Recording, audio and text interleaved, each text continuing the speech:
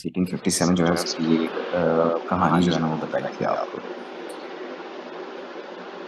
اب ہم آتے ہیں ایکچولی اس کے انٹروڈکشن کے اوپر سلائڈ سے. So war of independence 1857 if we see its introduction, تو اس میں پہلی جو لائن لکھی ہوئی ہے وہ اگر آپ دیکھیں تو it goes like this that the British called it mutiny. کہ یہ جو بھی ہوا کہ پہلے منگل پانڈے کو جو ہے وہ قتل کیا گیا، اس کے بعد اس کے جو دوست احباب تھے فوج کے اندر انہوں نے اس کے ریبیل کر دیا، بغاوت کر دی. تو برٹشرس کے لیے جو ہے وہ یہ ایک میوٹنی تھی. میوٹنی سے مراد کیا ہوتا ہے؟ Mutiny basically refers to a rebellion in military. جو ویسے ایک بغاوت ہوتی ہے نا کسی بھی ملک کے اندر بغاوت ہو جانا، اس کو ہم انگلش لینگویج کے اندر کہتے ہیں ریبیلین.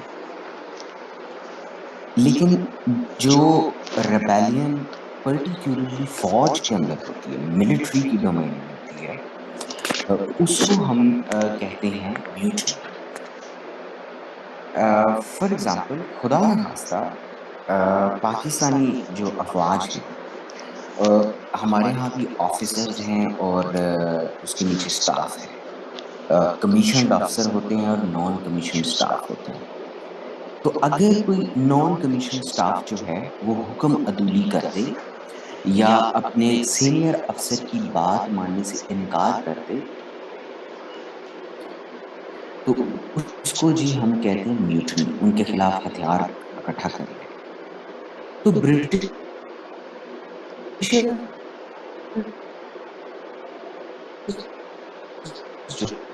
ہے آف انڈیپینڈنس، یہ ایک آزادی کی جنگ تھی.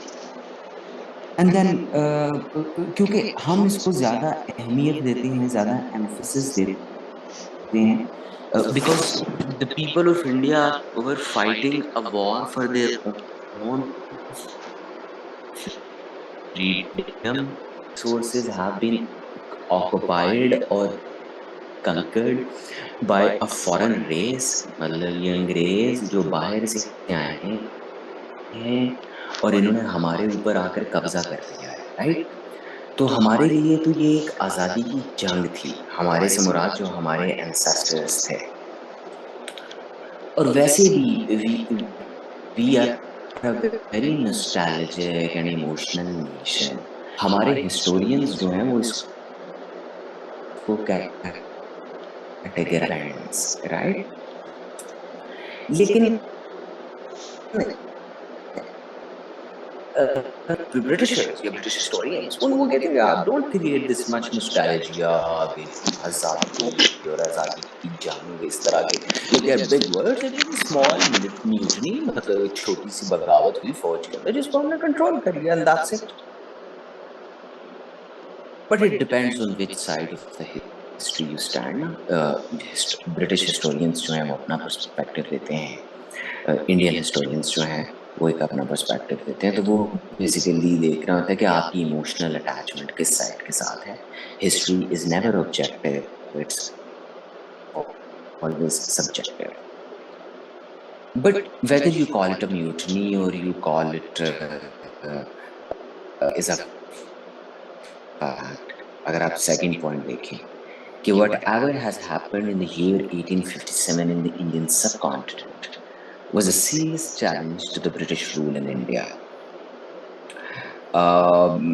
British rule did not face or the East India Company's rule. آپ یہ یاد رکھیں اس بات کو، میں اس کے اوپر ایمفسس کرنے لگا ہوں کہ یہ جو پوری کی پوری وار ہو رہی ہے یہ کوئی برٹش گورنمنٹ کے خلاف نہیں ہو رہی، کیونکہ برٹش گورنمنٹ تو اس سارے سین سے ایبسنٹ ہے. This entire fight was put up against East India company which was a private company. اور ان کے خلاف مظاہرے ہوتے رہے ہیں، ان کے خلاف جو ہے وہ تحریکیں چلتی رہی ہیں، لیکن اس پیمانے کے اوپر کہ ایک پوری کی پورے سب کانٹیننٹ جو ہے وہ جنگ کے اندر شامل ہو جائے، ایسا کچھ نہیں ہوا تھا. And this is why this event was a serious challenge to the British rule in India.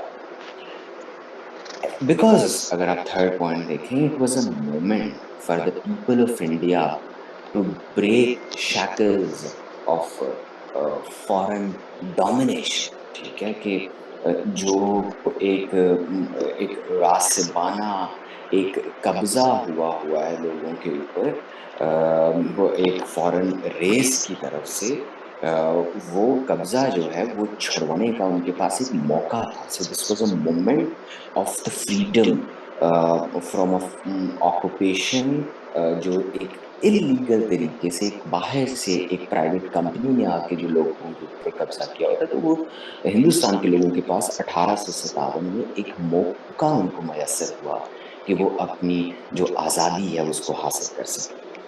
بہرحال اگر آپ لاسٹ پوائنٹ دیکھیں تو war of independence 1857 was a terminal point. Terminal point جو ہوتا ہے وہ ایک ایسا پوائنٹ ہوتا ہے کہ جہاں سے ہسٹری یا اس سائڈ پہ جا سکتی ہے یا اس سائڈ پہ جا سکتی ہے. آپ امیجن کریں, کاؤنٹر فیکچولی امیجن کریں کہ what could have happened if the people of India had won this war. میرا یہ خیال ہے, میری یہ اسیسمنٹ ہے کہ شاید پاکستان نہ بنتا, شاید مسلم لیگ نہ بنتی, آلرائٹ, اور شاید آج بھی انڈیا ایک یونائٹڈ کنٹری ہوتا اگر 1857 کی جنگ آزادی جو ہے وہ نہ ہوتی, یا 1857 کی جنگ آزادی ہوتی اور ہندوستان کے لوگ اس کو جیت جاتے. لیکن اس کا اینڈ ریزلٹ یہ نکلا, اور آگے ہم دیکھیں گے بھی, کہ برٹشرز اور دی ایسٹ انڈیا کمپنی وون. ٹھیک ہے, اس کی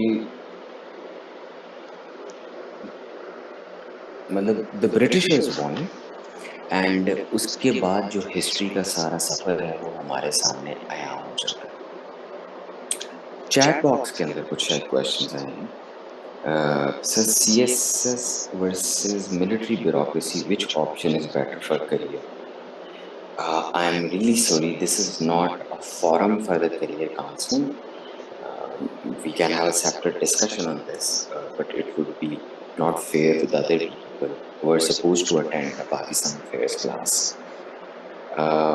Umair Ali Khan, please make sure mutiny is just related to army. In army کے اندر سے بغاوت کو, اگر سویلین آرمی اینڈ اس میں گورنمنٹ آ جائے گی یا نہیں, پلیز عمیر اپنی یہ چیزوں کو کنفیوز نہ کریں. جو بات میں نے کہی ہے صرف وہاں تک ہی آپ رہے نا, کہ فوج کے اندر اگر بغاوت ہو جائے تو انگریزی زبان میں اس کو میوٹنی کہتے ہیں, لیکن اگر سادہ سویلین پاپولیشن کے اندر کوئی بغاوت ہو جائے تو اس کو انگریزی زبان میں ریبیلین کہتے ہیں. And that's it. جو ریپیٹیشن آف پوائنٹس ہے میں اس کے اوپر آتا ہوں. I was saying that the 1857 was a terminal point in the history of the Indian subcontinent because history could take any course forward.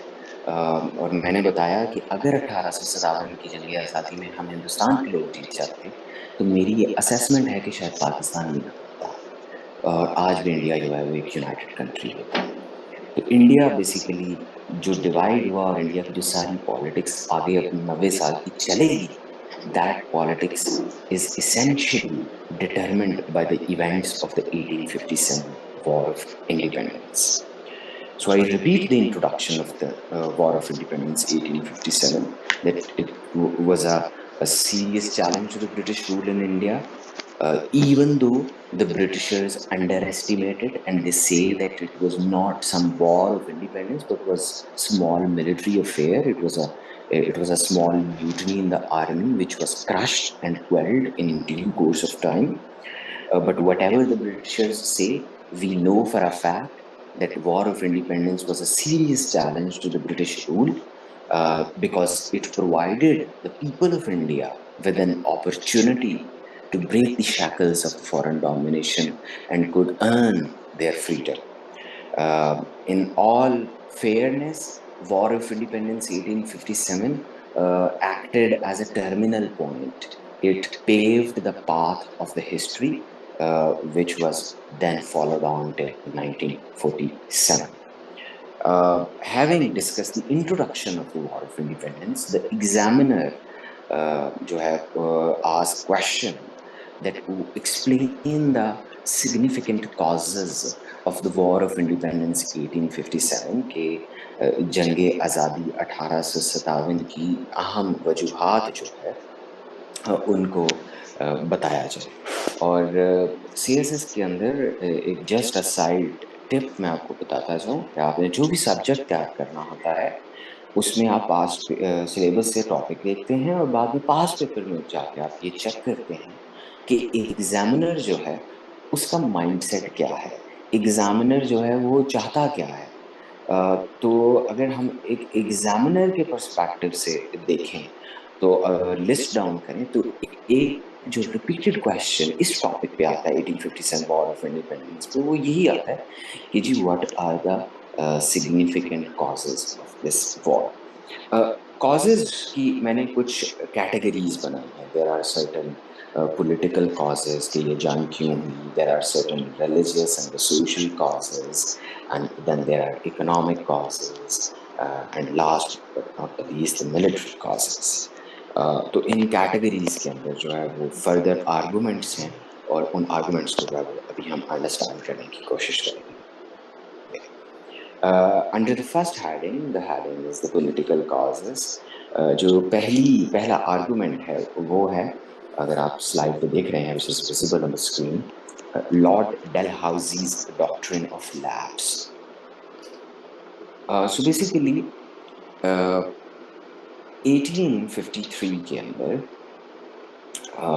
Lord Dalhousie, who was the Governor General of the East India Company, he introduced this doctrine جس کا نام تھا doctrine of lapse.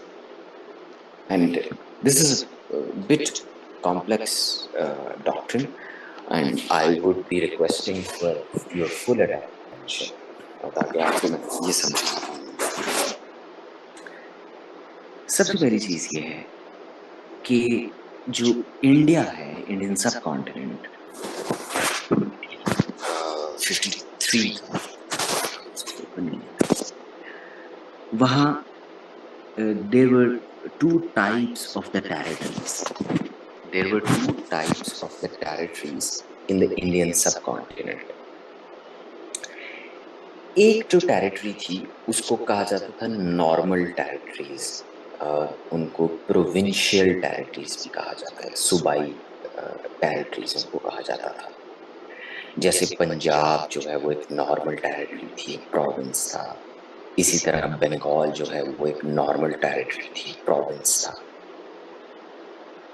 دوسری جو type of the territory ہے، علاقے کی دوسری جو قسم ہے، اس کو کہا جاتا تھا پرنسلی اسٹیٹ. پرنسلی اسٹیٹس جو تھیں they were abnormal territories. abnormal یہ کوئی سائیکولوجیکل سینس میں نہیں کہہ رہا، لیکن پرنسلی اسٹیٹس کا نظام اور جو عام آرڈنری ٹیریٹریز جو صوبائی ٹیریٹریز ہوتی تھیں وہ مختلف ہوتا تھا. اراؤنڈ انڈیا کے اندر اس زمانے کے اندر ہسٹورینز کے مطابق 562 پرنسلی اسٹیٹس تھے. میں اس میں سے کچھ نام لیتا ہوں and you might be able to relate with them. Kashmir, آج بھی اس کا پاکستان انڈیا کے درمیان ایک مسئلہ چل رہا ہے. Kashmir was a princely state. اس کا ایک اپنا مہاراجا ہوتا تھا جس کو مہاراجا آف کشمیر کہا جاتا تھا، اور کشمیر کی ریاست کے اندر laws, police, judiciary, everything, service delivery, health, education, it was the sway of Maharaja. یہ سب کچھ مہاراجا صاحب کرتے تھے. اسی طرح میں اور پرنسلی اسٹیٹس کے نام بھی لیتا ہوں. Bahawalpur was a princely state, اور اس کے جو head of the princely state تھے ان کو کہا جاتا تھا نواب آف بہاولپور. اور اسی طرح law, police, revenue, everything Bahawalpur کا جو ہے وہ نواب صاحب ڈیسائیڈ کریں گے. Chitral was a princely state. اس کے بعد حیدرآباد جو انڈیا کا حیدرآباد ہے وہ پرنسلی اسٹیٹ تھی، بہت امیر پرنسلی اسٹیٹ تھی. اس کے ہیڈ کو کہتے تھے نظام of Hyderabad. So they were like localized heads of the states. تو انڈیا جو ہے اس کے اندر 562 sovereign states تھیں. مطلب with in Indian sub continent there were 562 sovereign states جہاں باقی ملک کے لاز جو تھے وہ اپلائی نہیں ہوتے تھے. وہاں کون سا لا اپلائی ہونا ہے، کون سا نظام حکومت ہونا ہے، وہ اس ریاست کا جو ہیڈ ہوگا، وہ نظام ہوگا، وہ نواب ہوگا، وہ مہاراجا ہوگا، وہ ڈیسائیڈ کرے گا. ٹھیک ہے. پاکستان کے اندر میں آپ کو اور ایگزامپلس دے دیتا ہوں. Khairpur was a princely state, Bahawalpur کا بھی ہم نے نام لیا. Swat was a princely state. Swat کے جو ہیڈ آف دا اسٹیٹ تھے ان کو ہم کہتے ہیں والی سوات. چترال کے محترار ہوتے تھے. دیر کا آپ نے نام سنا ہے، دیر ایک شہر ہے، علاقہ ہے، اس کے نواب آف دیر ہوتے تھے، وہ ایک پرنسلی اسٹیٹ. جوناگڑھ جی بھی بالکل rightly said was a princely state. اور یہاں اب یہ چھوٹی چھوٹی ریاستیں تھیں، یہ چھوٹی چھوٹی اسٹیٹس تھیں with in Indian sub continent. اب یہ جو پرنسلی اسٹیٹس کے مالکان ہیں، یہ ان کا اگر اوریجن دیکھے جائیں تو یہ جب بھی مغل پاور جو ہے وہ ویک ہوئی ہے تو مختلف علاقوں کے اندر جو ہے یہ پرنسلی اسٹیٹس کریٹ ہوئی ہیں. اور ان کا ایک بڑا عزت اور احترام کا تعلق مغل بادشاہوں کے ساتھ بھی تھا. مغل بادشاہ کہتے تھے کہ ٹھیک ہے، اوور آل انڈیا جو ہے، اوور آل انڈیا لائک اگر میں یہ سرکل بناؤں تو this is like the overall India. ٹھیک ہے. And now this India has like these small princely states and sovereignty, small states within it, جس کے یہ ساری پرنسلی اسٹیٹس ہیں. ٹھیک ہے. تو اوور آل انڈیا جو ہے وہ تو ہے under the kingship of the Mughals, لیکن within India all the small territories are being headed by their respective heads of the states. یہ پرنسلی اسٹیٹ کی کہانی جو میں آپ کو سمجھانا چاہتا تھا. اب اس کا پولیٹیکل کازز میں پہلا جو آرگومنٹ ہے، لارڈ ڈیل ہاؤسیز ڈاکٹرن آف لیبس، اس کے ساتھ کیا تعلق ہے، اس چیز کو انڈرسٹینڈ کر لیتے ہیں. اس کے ساتھ جی کچھ ایسا تعلق ہے کہ لارڈ ڈیل ہاؤسی نے یہ ڈاکٹرن دے دیا اور اس ڈاکٹرن کا نام ہے ڈاکٹرن آف لیبس. اس سے مراد یہ ہے یا اس کی امپلیکیشن یہ ہے کہ لارڈ نے کہا کہ Mr Dalhousie was otherwise an amazing person. اس ڈاکٹرن کے تحت یہ ہوا کہ اگر کسی پرنسلی اسٹیٹ کا جو ہیڈ ہے، وہ نواب ہے، مہاراجا ہے، whosoever is that، نظام ہے، if he dies، اگر وہ وفات پا جاتا ہے، and he dies without a male heir to the throne، کہ کوئی اس کے تخت کے لیے مرد جانشین نہیں ہے، he doesn't have a son and he only has daughters، یا کوئی بھی نہیں ہے، تو اس کی جو پوری کی پوری پرنسلی اسٹیٹ ہے it will formally باضابطہ طور پر it will become part of the British territorial rule. تو وہ جو ڈائریکٹ جہاں برٹش ٹیریٹوریل رول ہے نا، وہ اس رول کا حصہ بن جائے گا. اب پیپل ور لائک آپ آنٹی اگینسٹ دس. لوگوں نے یہ کہا کہ یہ زیادتی ہے، یہ ایک مکارانہ سوچ ہے کہ ایسٹ انڈیا کمپنی اپنی ٹیریٹری کے اندر اضافہ کرنا چاہتی ہے، ٹیریٹوریل ایکسپینشن یا ایکسٹینشن چاہتی ہے، اور اس وجہ سے انہوں نے یہ ایک بڑی ڈسکریمنیٹری سی پالیسی کی ہے. میں آگے جا کے آپ کو تھوڑا events of the war of independence میں بتاؤں گا کہ دیر واز دس لیڈی، ایک خاتون تھی، ان کا نام تھا رانی آف جھانسی. تو بیسیکلی جھانسی ایک علاقہ تھا which was a princely state, اور اس کے مہاراجا ہوتے تھے، راجا آف جھانسی ہوتے تھے. ان کی وفات ہو گئی اور ان کا کوئی بیٹا نہیں تھا، صرف ان کی ایک بیٹی تھی جس کو رانی آف جھانسی کہا جاتا تھا. She took part in the war against the Britishers in 1857. She rode the horses, she led the troops against the Britishers. And what she was fighting for? She was fighting against دا ڈاکٹرن of labs, جس کی وجہ سے اس کے والد کی جو پوری جاگیر ہے، پوری ریاست ہے، اسے چھین لی گئی. So this is like the first argument under the category of the political causes for the War of Independence, because it really enraged the feelings of the ruling classes in India. Second, mistreatment of Mughal emperor. ایک واقعہ یہ ہوا، میں نے آپ کو بتایا ہے کہ بائی 1849 1849 تک آخری علاقہ جو ایسٹ انڈیا کمپنی کے قبضے میں نہیں آیا تھا وہ پنجاب کا علاقہ تھا. Now that area has also been annexed by the East India Company, اور پنجاب کے فال کے بعد effectively پورا ہندوستان ایسٹ انڈیا کمپنی کے کنٹرول میں آ گیا. اور جو مغل ایمپرر تھا، Mughal emperor I believe it was Bahadur Shah Zafar II, he was at the helm of the affairs, اور وہ گھر میں نظر بند تھا. he was nothing، وہ صرف نام کا بادشاہ تھا. he was taken out of Lal Qila. Now Lal Qila is this place in Delhi, and it remained a home to all the great Mughal kings, and Bahadur Shah Zafar II was also there. لیکن he was taken out، اس کو لال قلعہ سے باہر نکالا گیا، اس کی family کو بھی، and he was shifted to this place called Qutub Minar. اب قطب مینار جو ہے it was a small place, squattered. کہنے کا مطلب یہ ہے کہ مغل بادشاہ کے شایان شان نہیں تھی وہ جگہ. اور ہمارا جو معاشرہ ہے جس میں ابھی تو ہم ایک مختلف سی ایک سویلائزیشن بنتے جا رہے ہیں اربنائزیشن اور ٹیکنالوجی کی وجہ سے، لیکن پریڈومیننٹلی یہ جس معاشرے سے ہمارا تعلق ہے، پاکستان اور ہندوستان والا معاشرہ، یہ تمیز بندہ واقع والا معاشرہ ہے.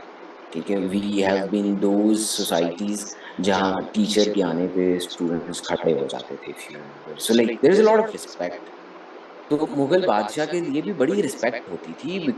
مطلب ٹھیک ہے لوگوں کے اختلافات ہو سکتے ہیں، یہ ہو سکتا ہے، لیکن اگر آپ ایک مغل بادشاہ کو انگریز کے سامنے کھڑا کریں گے تو ہندو ہو یا مسلم ہو، he would always prefer a Mughal king, right? اب اس مغل کنگ کی جس کی اتنی تکریم ہے، جس کی اتنی عزت ہے، he is now being shifted to a place which is unworthy of him. تو اس کے اوپر the feelings of the ordinary Indians were enraged، اور لوگوں نے یہ بھی خیال کیا کہ اگر یہ انگریز جو ہیں یہ ایک بادشاہ کی ساتھ ایک پروفیشنل ریلیشن شپ نہیں رکھ سکتے، تو what to expect for us ordinary Indians. I mean they are so uncourteous, the British officers, کہ they have not shown any grace towards the Mughal king. تو ہم عام لوگوں کے لیے کیا ایکسپیکٹ کر سکتے ہیں؟ So like this mistreatment of the Mughal emperor in episode where he was shifted from Lal Qila to Qutub Minar was taken with a pinch of salt by the people of India. Third political cause or third argument under the category of the political causes is, which really enraged the feelings of the people of India, was the lack of native Indians in civil service. So East India Company had a bureaucracy of its own. Okay, it had a civil service of its own. I mean, like the civil service which you are aspiring, or like in which I'm working, like this civil service has its roots in the East India Company. ٹھیک ہے، یہ وہاں سے آئی ہے، وہی نظام. لیکن that civil service which was being administered by the East India Company had no room for the Indians. I mean, افسر جو ہے وہ ہندوستان کا بندہ نہیں بن سکتا. افسر اگر کسی نے بننا ہے تو یا وہ انگریز ہو یا کوئی اور کیوں نہ ہو. کوئی سی ایس ایس کا امتحان جو ہے وہ اس طرح کا کمپٹیٹیو ایگزامینیشن جو ہے وہ انڈینس کو الاؤ ہی نہیں تھا کہ کوئی براؤن اسکن والا بندہ جو ہے وہ افسر بن جائے. Now this was very very discriminatory by the people of India, and they were enraged at this. اور ان کے دل کے اندر جو ہے نا وہ ایک فیلنگ آف ریزنٹمنٹ جو ہے وہ انہانس ہوئی تھی. Fourth reason, which was a political decision, and also it has cultural undertones, वो ये है कि English replaced Persian as official language, कि अंग्रेजी ने फारसी जुबान को जो है वो रिप्लेस कर दिया। अंग्रेज के आने से पहले Persian was the language of the ruling class. The entire business of the Mughal Empire was being conducted in the Persian language, and Persian language was the household language of upper class Indians or urbanized Indians। मतलब जैसे आजकल जो बंदा अंग्रेजी अच्छी बोलता है तो उसको एक सोशल स्टेटस जो है वो हम अस्क्राइब करते हैं, इसी तरह उस जमाने में जो बंदा पर्शियन बोलता था उसको एक एलिवेटेड सोशल स्टेटस जो है वो मिलता था। बहरहाल पर्शियन बेशक पर्शिया की लैंग्वेज है, ईरान की जुबान है, लेकिन पिछले कोई 300 साल से it made its home in India. ठीक है, it had it's linguistic relationships, natural linguistic relationships with Urdu and Hindi. तो तीनों जुबानों का एक बड़ा अच्छा मरकब था हिंदुस्तान में, but like that was thrown out of the window when English was imposed as a official language. और आज दिन तक like till 2023 English is still imposed on us। आप CSS के इम्तिहान देख लें, आपके लिए सबसे बड़ा, अगर आप अभी तैयारी शुरू कर रहे हैं या कर रहे हैं, तो आपके लिए सबसे बड़ा दर्द सर जो है वो अंग्रेजी का वो मजमून होता है। ठीक है, basically tells about our history. ठीक है, कि हमारी रूलिंग क्लासेस जो हैं उनको अंग्रेजी जुबान चाहिए, and that is still imposed on us. आम हिंदुस्तानियों को ये चीज़ बहुत बुरी लगी, बड़ी नागवार गुजरी। उन्होंने कहा कि ये जो अंग्रेज़ी ने पर्शियन को रिप्लेस किया है, तो ये हमें ऐसा महसूस हो रहा है कि जैसे अंग्रेज़ जो है वो अपना कल्चर, अपनी ज़ुबान जो है वो हमारे ऊपर इम्पोज करना चाहता है। Lastly, English was also ordered as a medium of instruction. This was also a political decision कि जो यूनिवर्सिटीज होंगी या कॉलेज, वहाँ पे इंस्ट्रक्शन इंग्लिश होने से ये मुराद नहीं है कि उस्ताद जो है वो अंग्रेजी जुबान में पढ़ाएगा। इससे मुराद ये है कि जो कंटेंट होगा, जो बुक्स होंगी, ठीक है, नोट्स होंगे, वो सब कुछ इंग्लिश में होगा। अभी भी आप लोग अपनी यूनिवर्सिटीज पढ़ कर आ रहे हैं तो आपकी तमाम कोर्सेज जो हैं वो आपकी तमाम बुक्स जो थी वो इंग्लिश लैंग्वेज की होती थी। तो ये बेसिकली वो ईस्ट इंडिया कंपनी की जो है वो एक लेगेसी जो है वो चलती आ रही है। अभी तो हम इससे यूज टू हो गए ना, क्योंकि we are what like fifth और sixth generation since the colonial advent in Indian सब कॉन्टिनेंट। लेकिन जो फर्स्ट जनरेशन थी उनके लिए तो एक स्ट्रेंज हैपनिंग्स थी, उनके लिए तो चीज़ें बिल्कुल नाकाबिले कबूल थी। अगर अभी हमारे ऊपर जो है वो फ्रेंच आके कब्जा कर लें, वो फ्रेंच इंट्रोड्यूस कराएं, तो we will be the first generation to be expose to that, and we will be in anxiety about it. ठीक है, हमारे लिए वो बिजनेस एज यूजुअल नहीं होगा जैसे अब अंग्रेजी है हमारे लिए। So English was declared as the medium of instruction कि तमाम स्कूल्स के अंदर, यूनिवर्सिटीज के अंदर यही पढ़ाई जाएगी। तो so these were ji few of the political causes. We take a recap कि सियासी जो वजूहात हैं उनमें से एक अंग्रेज़ हुकूमत का फैसला, पर्टिकुलरली उनके गवर्नर जनरल का फैसला लॉर्ड डलहौजी का कि जी डॉक्ट्रिन ऑफ लैप्स आएगा, जिसके मुताबिक जो है वो किसी भी प्रिंसली स्टेट की जो जागीर है वो ईस्ट इंडिया कंपनी की फॉर्मल टेरिटरी का हिस्सा बन जाएंगे अगर हेड ऑफ द स्टेट का मेल एयर नहीं है, मर्द जानशीन नहीं है। इसकी वजह से लोगों को जो है वो ईस्ट इंडिया कंपनी का बिहेवियर एग्रेंडाइजिंग और एक्सपेंडिंग लगा।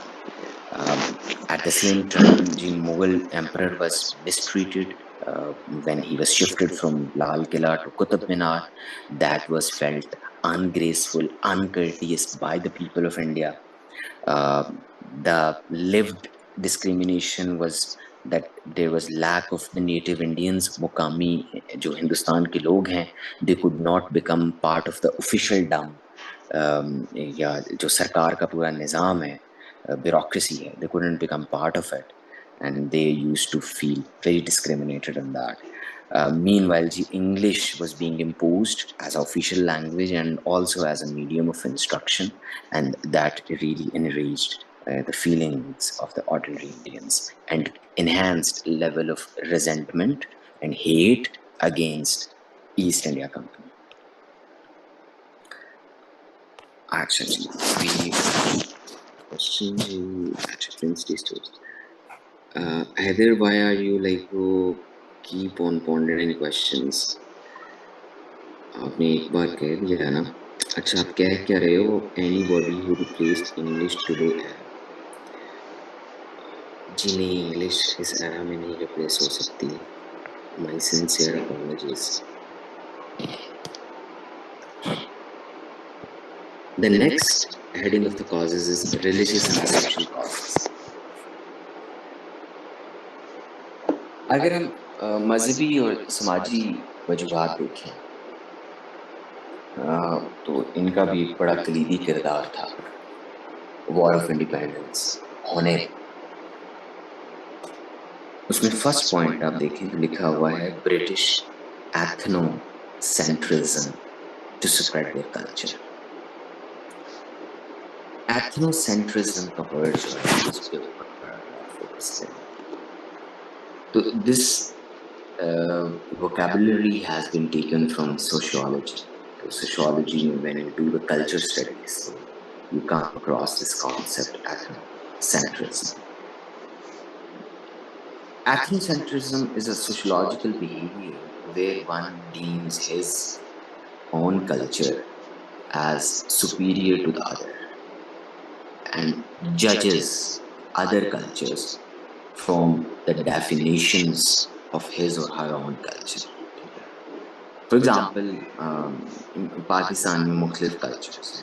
I belong to Punjab, and if I say Punjabi culture is superior to the Pashtun, Balochi, or the Sindhi culture, so that would imply that I am being ethnocentric.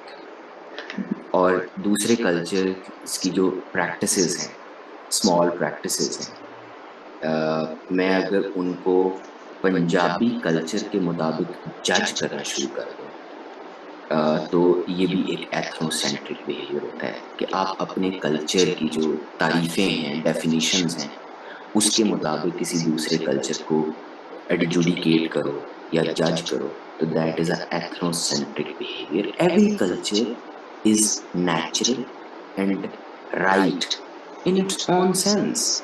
ठीक है, Balochistan का culture is good for Balochistan. It's nice, it's amazing, it's lovely.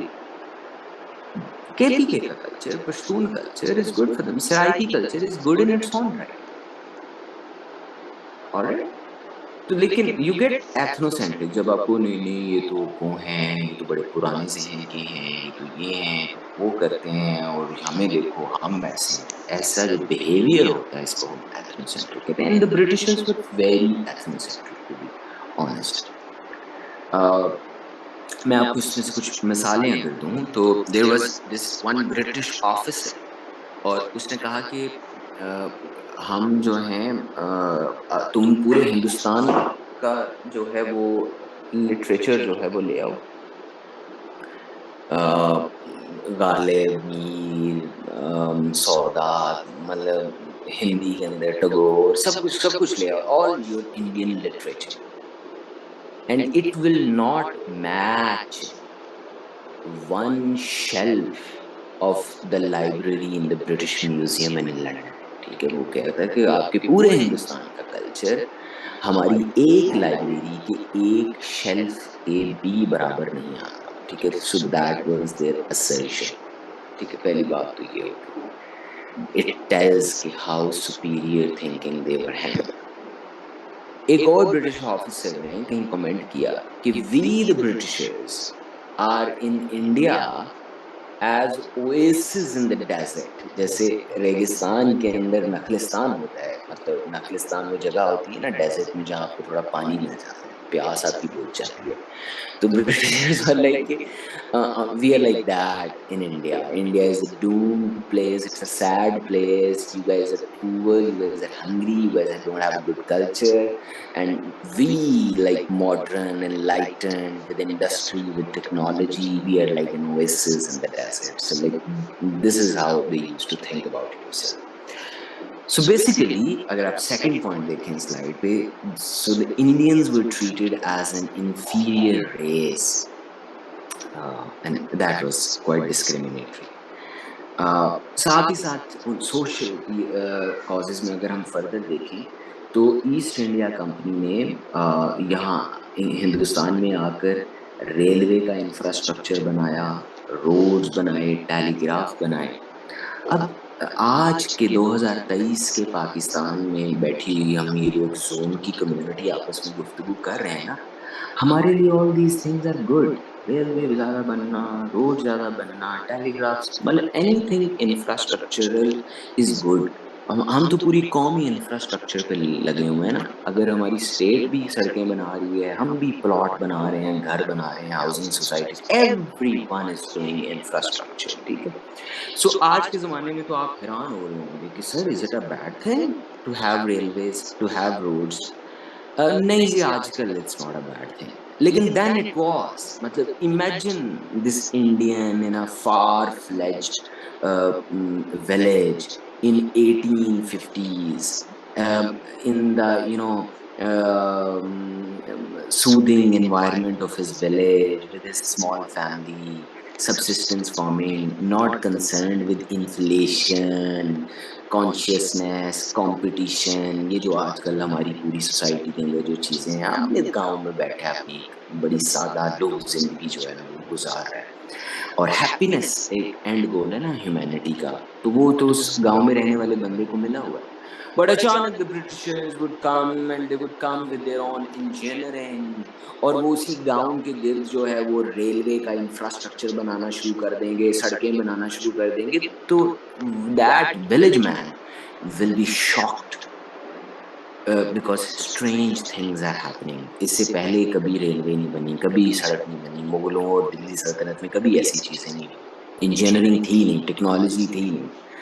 और जब जब भी कोई नई चीज़ होती है ना, तो वो हमेशा फियर क्रिएट करती है. So this is happening for the first time.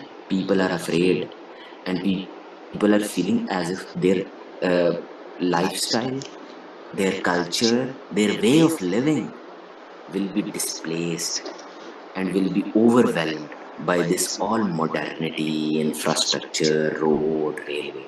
और इसकी वजह से लोग जो है बड़ी नफरत करना शुरू हो गए थे अंग्रेज से, कि ये हमारा जो हज़ारों साल से जिस तरह हिंदुस्तान के लोग एक रूरल कम्युनिटी में एक ज़िंदगी गुजार रहे थे and they were good with that, उस सारी चीज़ को डिस्टर्ब किया जा रहा है, एक नेचुरल हैबिटेट को डिस्टर्ब किया जा रहा है. एंड इसके ऊपर पीपल वर क्वाइट एनरेज्ड. साथ ही साथ रिलीजियस एंड सोशल कॉजेस में एक और जो वजह थी, वो था the problem of the Christian missionaries.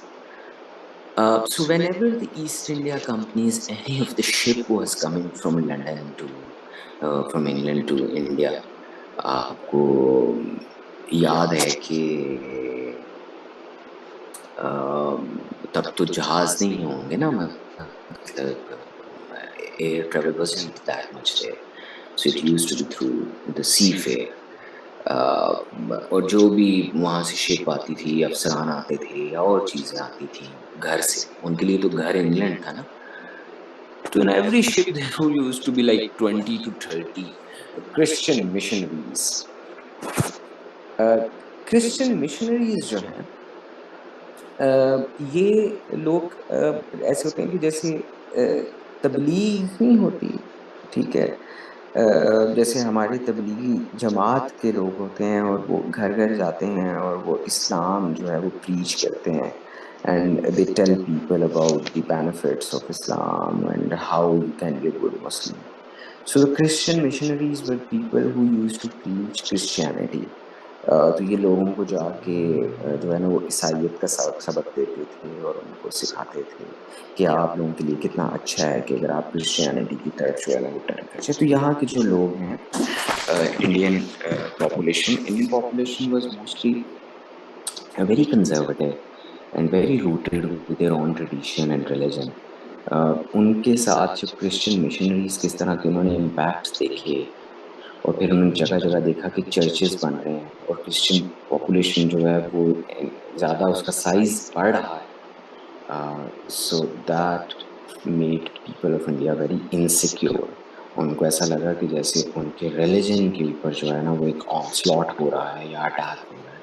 And that basically enhanced the feelings of resentment against the East India Company and its rule. جی I guess we have some questions. Sir it is also ایک question ہے کہ کیا اس کو ہم euro سینٹرلزم بھی کہتے ہیں؟ نہیں نہیں جی، یورو سینٹرلزم میرا خیال ہے کانسیپٹ نہیں، وہ یورو سینٹرسزم وہ اس سے نزدیک ہے، مطلب فرام دا سیم فیملی، لیکن اس کی امپلیکیشنس کچھ اور ہیں. پھر جی ایک کوشچن آیا ہے کہ why some means but it means the infrastructure this is a strange reality. I guess Aamir آپ نے میری بات جو ہے میرا نقطہ سنا نہیں، آپ سمجھ نہیں پائے. میں کہہ رہا تھا کہ آج کے انسان کے لیے جو ہم ہیں 2023 میں جو 21st سینچری کے جو لوگ ہیں، ہمارے لیے infrastructure is a good thing. لیکن جو تب کا انسان ہے اس کے ساتھ یہ پہلی بار یہ چینجز آ رہی ہیں. It is a induced modernity. تو وہ اس کے حق میں نہیں تھا. ان کو ایسا لگ رہا تھا کہ ان کا جو ہزاروں سال سے وے آف لونگ ہے اس کو خراب کیا جا رہا ہے یا ڈسٹرب کیا جا رہا ہے. Sir, it means people like Sir Syed were enablers in our exactly in building our relationship with Britishers. جی کرسچن مشنریز، ہمیں ایک سوال آیا ہے ایمن حنیف کی طرف سے. کرسچن مشنریز وہ لوگ ہوتے ہیں جو آ کے کرسچینٹی کی تبلیغ کرتے ہیں، جو لوگ آ کے آپ کو کہتے ہیں کہ آپ لوگ اپنا مذہب چھوڑو اور عیسائیت یا کرسچینٹی میں جو ہے آپ اپنی کنورژن کر لو. All right all right. سر آپ کی آواز گنز کی آواز کی طرح آ رہی ہے، گنز کی آواز. ٹھیک ہو گیا جی. Sir, why do we still follow their footsteps till this day, even after independence?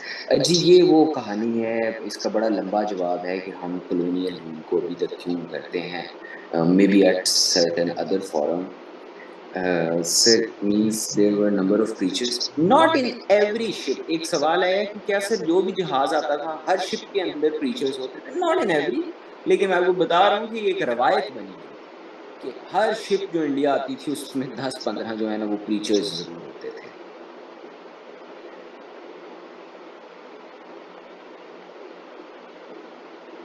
Okay بالکل ٹھیک ہے، thank you thank you.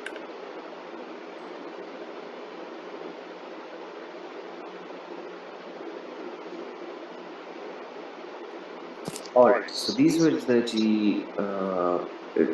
religious and the social causes. ایک اور جی کوشچن ہے کہ سر I have a bit confusion. Before 1857 British did not exactly ruled. So how were they able to influence domains such as changing of official language as English? So basically East India company کی جو جو domains تھے، جیسے بنگال جو ہے وہ company راج کے اندر آتا تھا، اس کو کہتے تھے کمپنی راج.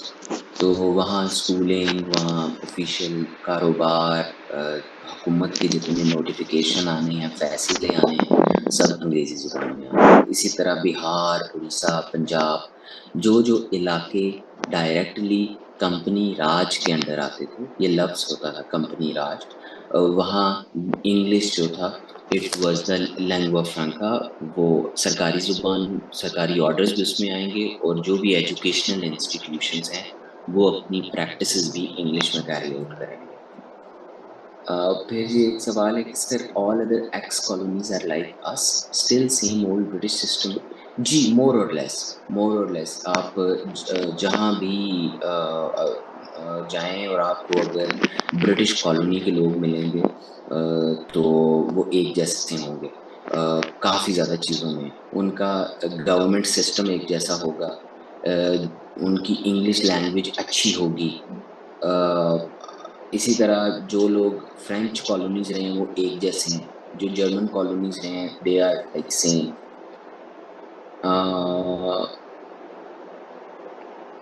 اس کے بعد حیدر یا 20 سیکنڈ میں تو جاتی ہوگی, اس کو سم ادر ٹائم میں بھی.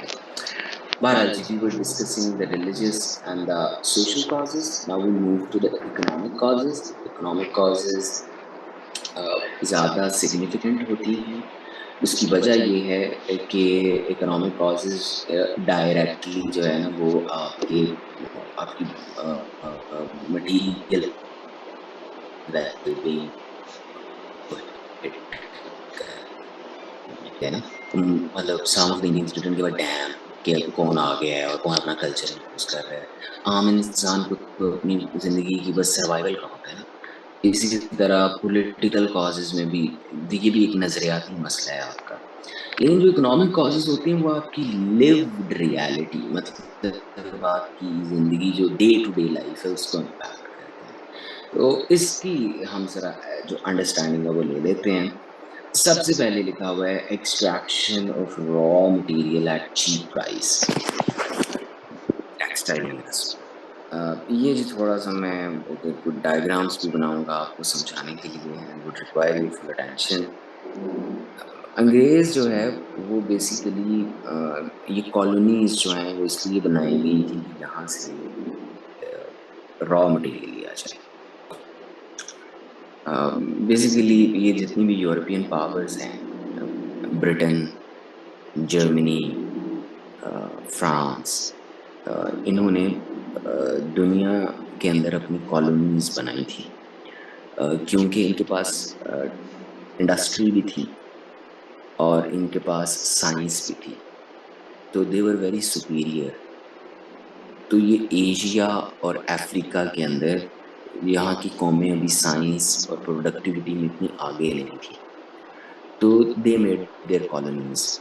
French had their colonies in many countries in Africa اور فرینچ کالونیز. اسی طرح many countries in Asia like Pakistan and India were British colonies. Why did they make colonies? اس کی سوشل ریزنس بھی ہیں, اس کی فلاسفیکل ریزن بھی ہیں, لیکن اس کی کچھ اکنامک ریزنس بھی ہیں. اکنامک ریزنس اس لیے کہ ان تمام ملکوں کے اندر ایک ایشو چل رہا تھا اوور پروڈکشن کا.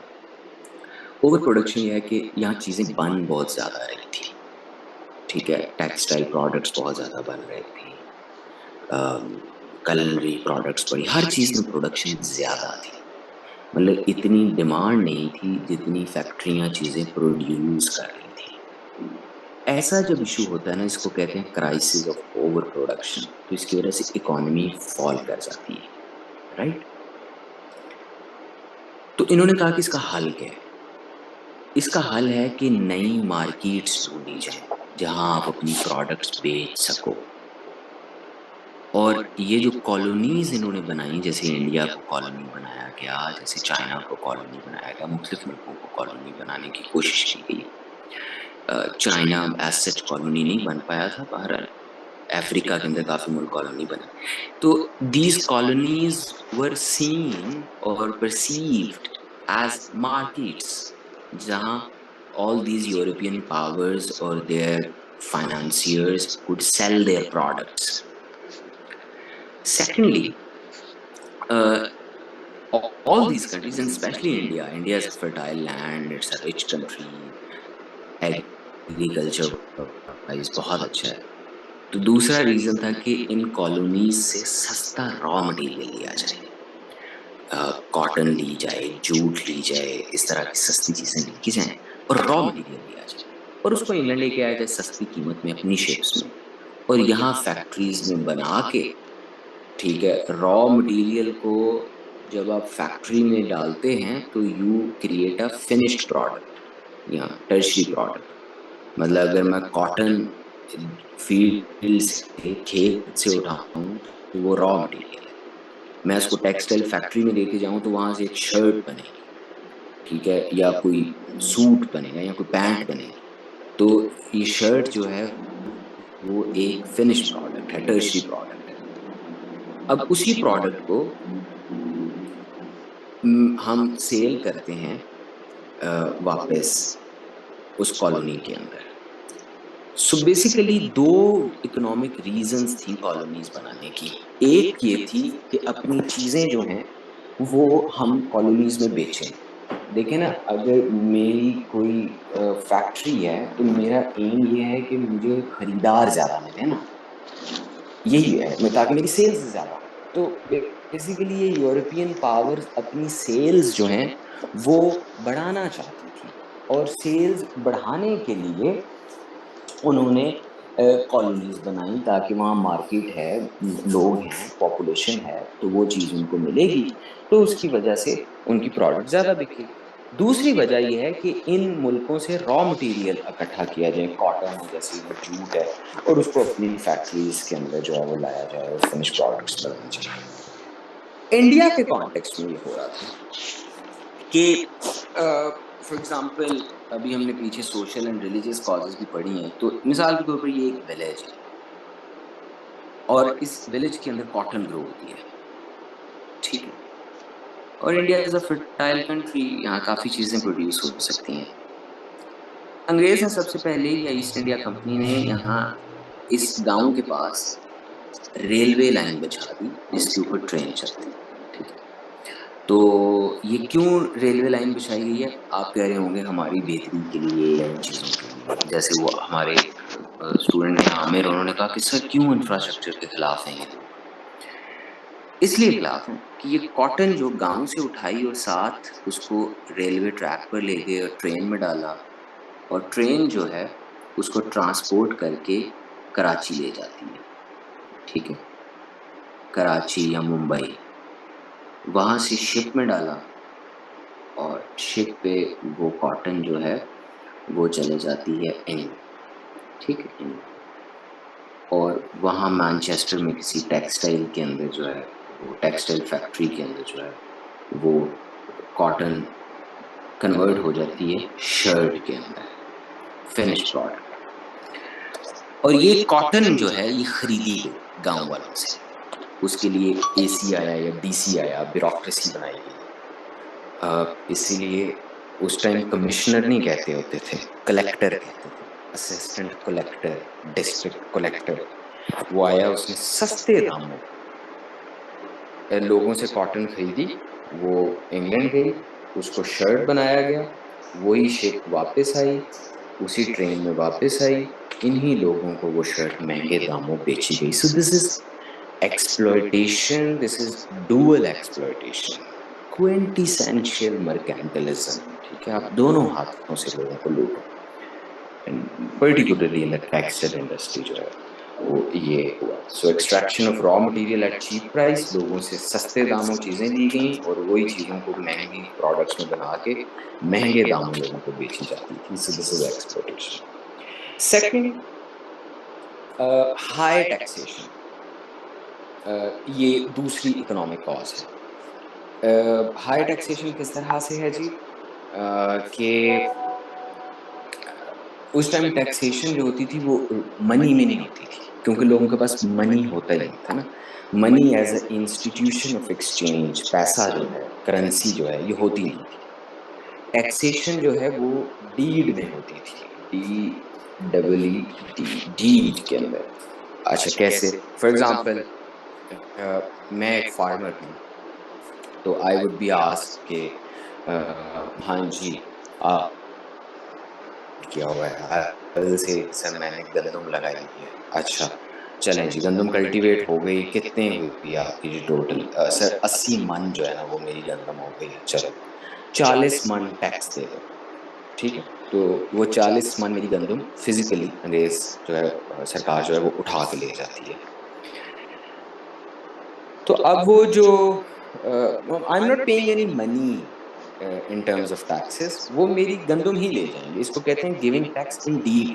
ٹھیک ہے کہ آپ کی جو پروڈکٹ ہے اسی کو آپ ٹیکس میں دے دیتے ہیں. تو وہ بہت زیادہ تھی. آپ نے عامر خان کی وہ مووی بھی دیکھی ہوگی لگان، جس میں وہ بتاتا ہے کہ کس طرح جو ہے وہ لوگوں کے اوپر جو ہے ان سے وہ لیا جاتا تھا. اس کا ایک اسپیسیفک ورڈ بھی تھا اس ٹیکس کا، کہ لوگوں سے جو ہے ان کی جو بھی ان کی پروڈکٹ ہوتی ہے اتنی محنت سے اپنی کھیت کے اوپر کام کرتے ہیں، اور اس میں سے 50% جو ہے وہ کمپنی کے جو افسران ہیں وہ آ کے لے جاتے ہیں. اور صرف یہ نہیں کہ ٹیکس ہائی ہے، لگان ایگزیکٹلی وہ لگان اس کو کہتے ہیں، یا بیاج. بالکل. تو وہ کہتے ہیں کہ لگان دے دیں کہ آپ نے کتنی گندم ہے جی، 80 من 40 من کہتے ہیں، دیٹس لگان. It's high taxation. اور صرف ٹیکس ہائی ہونا مسئلہ نہیں ہے، اس سے بھی بڑا ایشو جو ہے وہ ہے کہ جو ٹیکس کلیکٹرز ہیں، جو لوگ ٹیکس کلیکٹ کرتے ہیں آ کے، they were corrupt. اور وہ ٹیکس کلیکٹ کرنے والا بندہ جو ہے وہ آ کے ڈراتا ہے، دھمکاتا ہے، اور کیونکہ وہ انگریز افسر ہے، ٹھیک ہے، تو وہ صرف ٹیکس کلیکٹر نہیں ہے، اس کے پاس میجسٹریسی پاورز بھی ہیں. مطلب لا اینڈ آرڈر کی پاورز بھی ایک ہی بندے کے پاس ہیں. تو جو آپ نے یہ لفظ سنا ہوگا ڈی سی، ڈیپٹی کمشنر. تو ڈیپٹی کمشنر جو ہوتا ہے وہ ڈسٹرکٹ کلیکٹر بھی ہوتا ہے، کلیکٹر، اور وہ ڈسٹرکٹ میجسٹریٹ بھی ہوتا ہے. مطلب پاکستان میں اب ویسے اتنا نہیں ہے، پہلے تو ہر جگہ وہی میجسٹریٹ ہوتا تھا. اب یہ سوری میجسٹریٹ کے اسپیلنگ غلط ہو گئے، آپ بس لکھ لیجیے، میں ایم لکھ دیتا ہوں کہ deputy commissioner at the same time ہی از کلیکٹر. کلیکٹر مطلب ٹیکس اکٹھا کرو، اور ایٹ دا سیم ٹائم ہی از اے میجسٹریٹ، مطلب لا اینڈ آرڈر. تو وہ کیا کرے گا، وہ ایک غریب کسان کے پاس جائے گا، اسے کہے گا کہ چلو بھی لگان دو. وہ کہے گا کہ کتنی کلٹیویشن ہو رہی ہے، کسان کہے گا سر 100 من. وہ کہے گا چلو 50% گورنمنٹ کا ریٹ ہے، 50 من مجھے دے دو. کسان بیچارہ دے دے گا اپنی لگان. پھر وہ کہے گا کہ 10 من میرا حصہ بھی دو. تو وہ کہے گا نہیں میں نہیں دوں گا، یہ ہے وہ ہے. وہ کہے گا میں میجسٹریٹ ہوں، میں تم پہ پرچہ کر دوں گا، میں FIR کروا دوں گا تمہارے اوپر. تو وہ بیچارہ یا تمہارے بیٹے کے اوپر کرا دوں گا، تو وہ ڈر کے 10 اوپر اور دے دے گا. So it's a high taxation coupled with corrupt tax collection system. اور lastly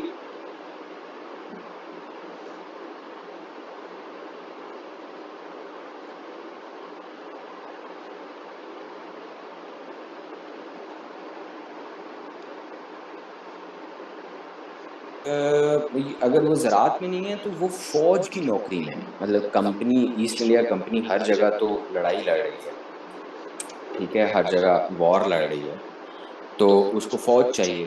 تو فوج کے اندر بھرتیاں جو نیچے ہوتی ہیں، حوالدار کی، سپاہی کی، وہ ساری کی ساری جو ہیں وہ انڈیا سے ہو رہی ہیں. تو لوگ یہاں زراعت سے منسلک ہیں یا فوج کے اندر نوکری کر رہے ہیں. فوج کے اندر ان کی سیلریز بہت کم ہیں، all right.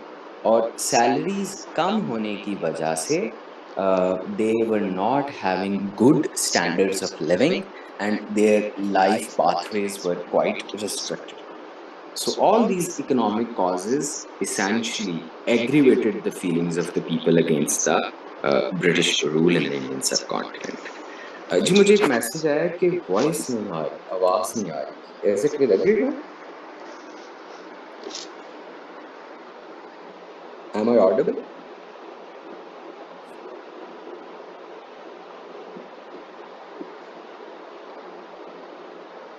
All right.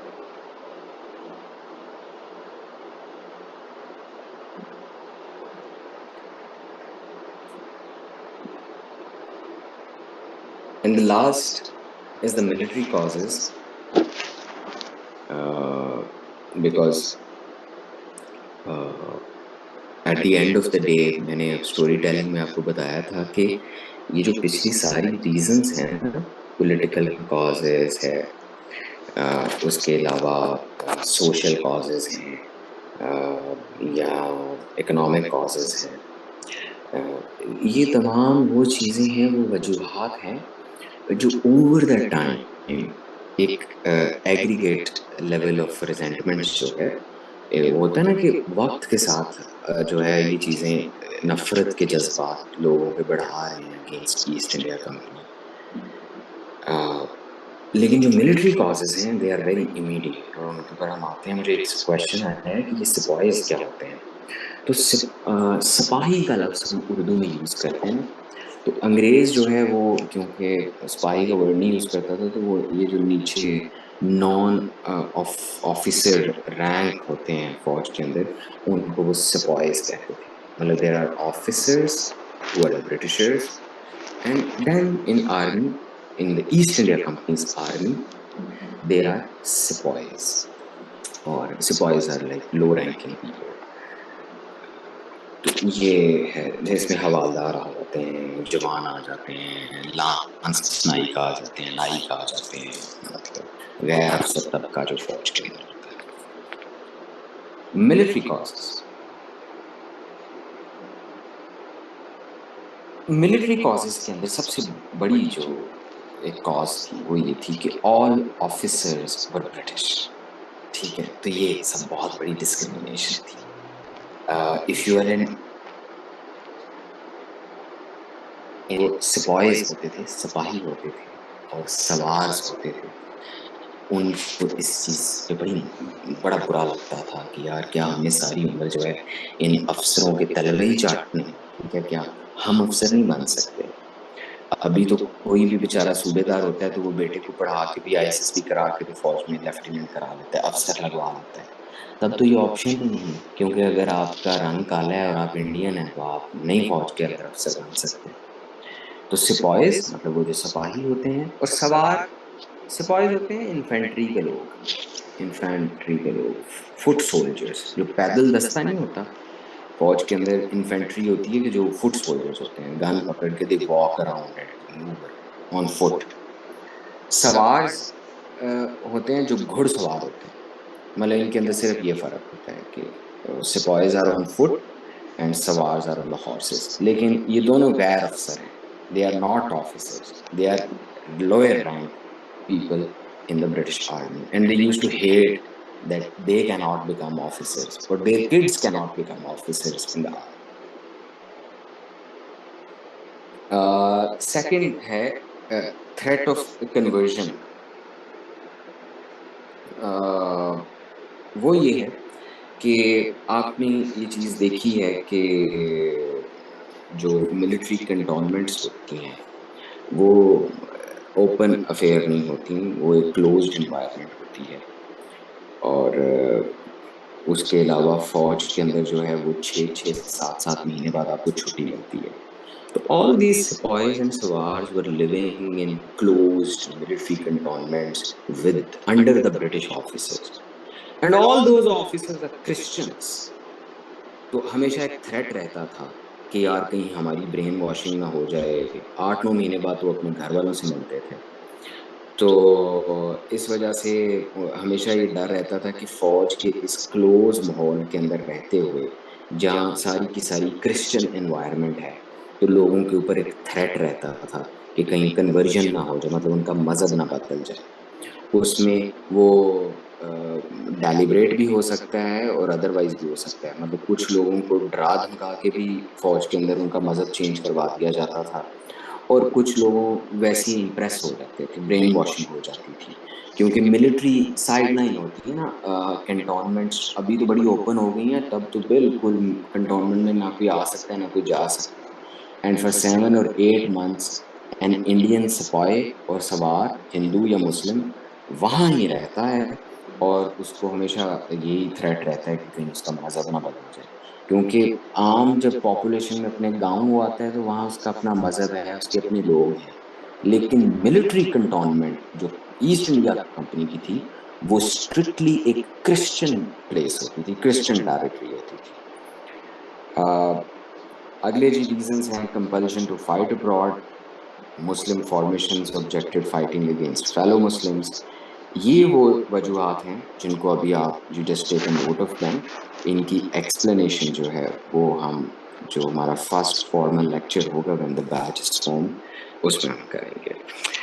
So these were the causes. ہم نے ایک پاسٹ پیپر سے دیکھا ہے تو وہاں ایک کوشچن آتا ہے کہ what are the significant causes of the war of independence 1857. We made certain categories, political causes ہم نے ڈسکس کی, religious and social causes discuss کی, economic causes, and ultimately we were discussing the military causes. We have yet to finish them, and inshallah in the next lecture we'll do that. Till then ji, best wishes, and we wrap it up. Allah Hafiz.